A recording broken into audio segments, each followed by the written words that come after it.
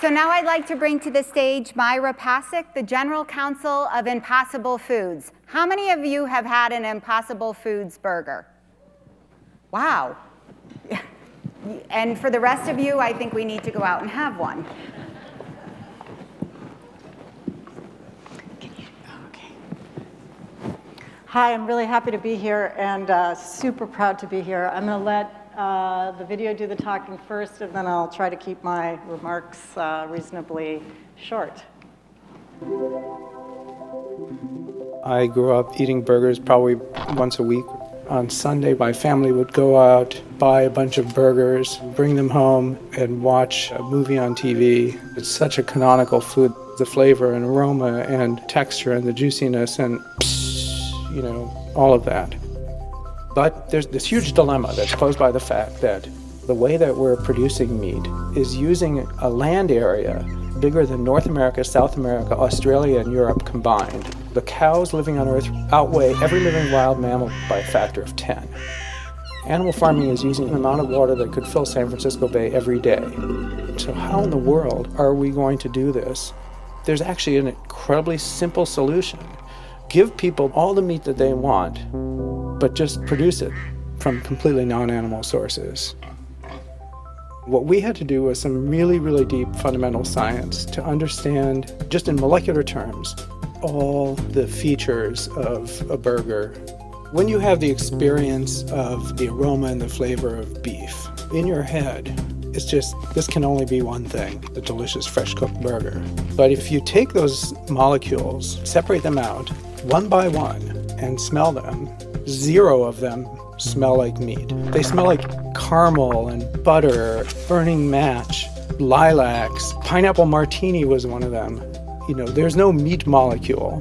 The magic of meat is just this combination of ingredients that can be found from completely non-animal sources. Potatoes, wheat, coconuts, a little bit from soybeans. We pull out very specific components from each of those sources in just the right proportions and get something that looks, tastes, and cooks like ground beef. The thing that I call the magic ingredient for the flavor is heme. It's the molecule that carries oxygen, makes blood red. Yeast, actually, what's been used for many hundreds of years to make certain Belgian beers, makes heme very well. You get this potent aroma of beef. And what we're producing is meat. The delicious flavor and the nutrition, and we've just figured out a way to produce it that doesn't have all the environmental destructive impact. I mean, I'm envisioning people having the same great experience with family and friends. There's the aroma and the sizzle, but I can also imagine the kids saying, wow, you actually used to make these things out of animals. How wild is that?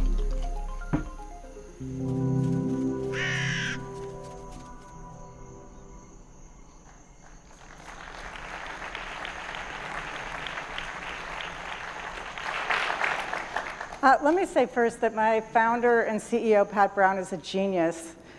He ran a lab at Stanford. He's a biochemist. He studied cancer. And he took a sabbatical about 6 years ago and thought to himself, what can I do with my skill set to solve the biggest problem that I can think of? And he very quickly came to the conclusion that the biggest impact he could make with his skill set in the world was to replace the animal farming system completely, which is incredibly destructive. He would call it the most destructive industry on earth, and it would be true if anybody does the research.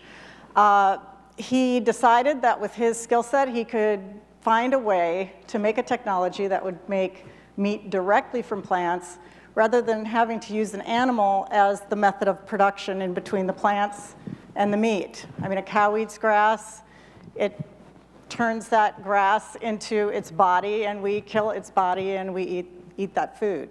So his idea is just take the animal out and go directly from the plants to the meat. So if it's not clear from the video, the animal farming industry is the biggest driver of water usage in the world. It is a bigger greenhouse gas emitter than any industry in the world, including transportation. And if you include in transportation virtually every car, train, truck, boat, rocket, airplane, everything. The reason no one talks about it is because people have thought up to now that it's not a solvable problem. And Pat Brown, the genius biochemist, decided it is a solvable problem. So he founded Impossible Foods in Seaport Center in Redwood City, and was able to attract an amazing team of scientists. But I'm getting ahead of myself. Let's just talk about the burger. We decided to make a burger first because, well, for a simple reason. It's an iconic American food. Everybody loves a burger. And the ground beef market in the US alone is a $30 billion market. About 10 billion pounds of ground beef are sold every year in the US, and about half of that is sold in restaurants. So we decided to go after the ground beef market, and we only sell our product in restaurants, and at this point we're in about 900 restaurants all over the country. So that happened pretty quickly, and I've kind of been there for the whole ride. So it's been really exciting to go from a research company all the way to serving burgers in restaurants that all of you can go to, like Gott's Roadside in Palo Alto. The counter carries our burger. There's a small restaurant called Vino and Teca in Palo Alto you can get it at. You can get it at Jardiniere in the city. You can get it at Umami Burger, Fat Burger, Wall Burgers on the East Coast. So it's pretty exciting that we've ramped up to this point already. And so going back to our roots in Redwood City, when I joined the company, there were about 30 employees. We employ now over 300. Pat was able to attract some of the most amazing scientists to his team. And what that team does is, basically it started out reverse engineering meat. They took meat, they broke it down to the molecular level. Like Pat talked about on the video, if you go down to each molecule of meat, you can kind of figure out what it is and what it does and what function it performs in meat. And then the scientists can take plants and try to find molecules that will do exactly the same thing as the molecules do in meat. And our science teams have cool names like Protein Disco, which stands for Protein Discovery. That group looks at plant proteins and purifies them into their pure form and sees what kind of tricks they'll do when they're in their pure form. Every plant has a gamish of different proteins, but it turns out if you separate them into their own little groups, that they'll do really neat things that they won't do when they're all diluted and mixed up. So for instance, you might find a plant protein that will give you a stretchy material like pizza cheese and things like that. So the scientists got busy in the lab with the food, and the kitchen got busy trying to make these things into animal products. So anyway, the company has probably about, I'm the lawyer, so I've been pretty deeply involved in the patent portfolio. We have about 200 patents pending worldwide. The one key discovery that Pat talked about on the video was the heme molecule. The scientists found that heme is the magic molecule that makes meat taste like meat. I'll try to explain it really simply. So in your blood, you've got hemoglobin. In your muscles, you've got myoglobin. Myoglobin is what's in meat. It's a heme cofactor, which is a molecule, and it's surrounded by a protein. So if it's myoglobin, it's a different protein. If it's hemoglobin in your blood, it's a different protein, and we get our heme protein from plants. So the only difference is the protein surrounding this very same heme cofactor. The heme cofactor is atom for atom identical in meat, in your blood, or in leg hemoglobin, which is where we get our heme protein. So what happens when you heat up meat is the protein denatures and opens up, and that heme cofactor floats out, and say that you've got a burger on the grill. Floats out and starts catalyzing flavors with all the amino acids, simple sugars, vitamins, and minerals that occur in the muscle tissue of meat. The reason everybody wants to eat their burger right hot off the grill is because all that flavor chemistry is popping at that time.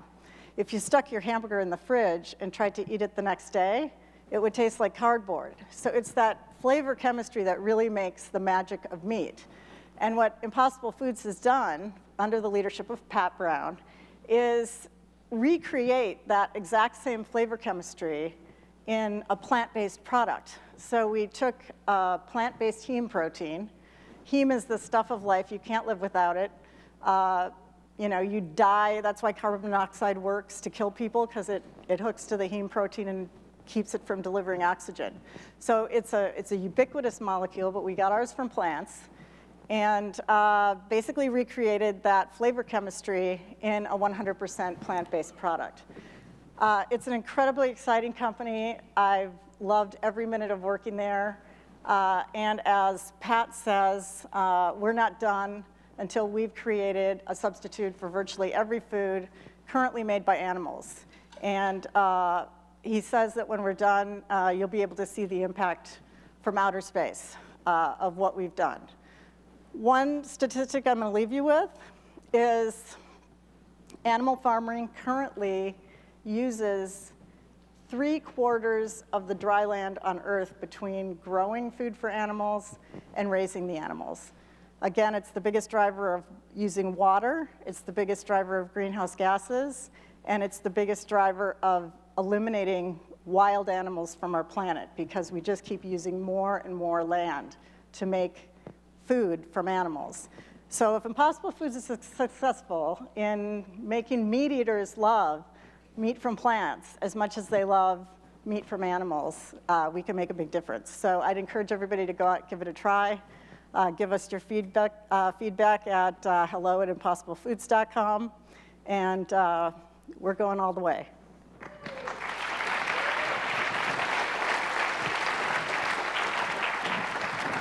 Thank you, Myra Pasek, the General Counsel of Impossible Foods.